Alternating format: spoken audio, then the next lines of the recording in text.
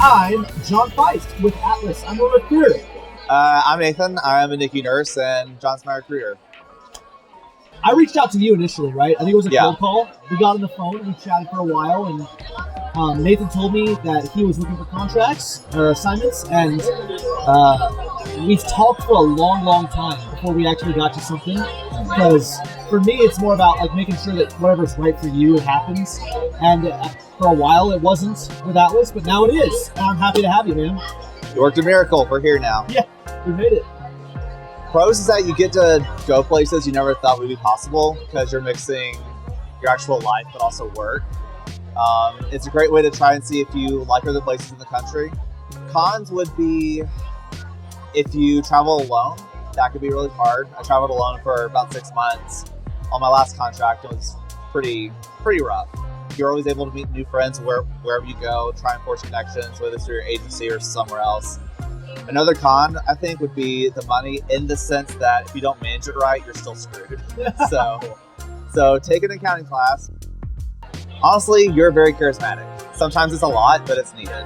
John has a lot of energy whenever you talk to him, whenever you pass ideas through him, and that's really breath of fresh air. So having a recruiter you're able to bounce off of and build a rapport with, that's honestly the best part of it. I would say any recruiter can find you a job, can find you a place, but very few recruiters, I feel, actually make it fun, I guess. Bonding with you guys and making you feel like you're not alone is important. Right, and he's the first recruiter I've worked with that I felt comfortable saying, like, hey, we're going on a road trip, here's us. And that's pretty nice. You don't get it often.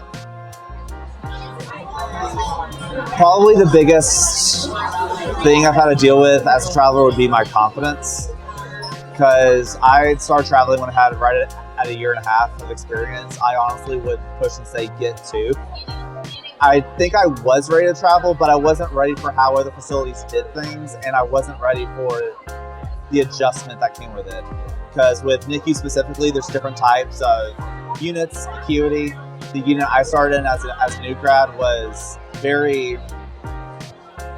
difficult, surgical based, a lot not your normal NICU. So leaving the facility, I didn't really have a normal idea of what a normal newborn was. That's not what I did.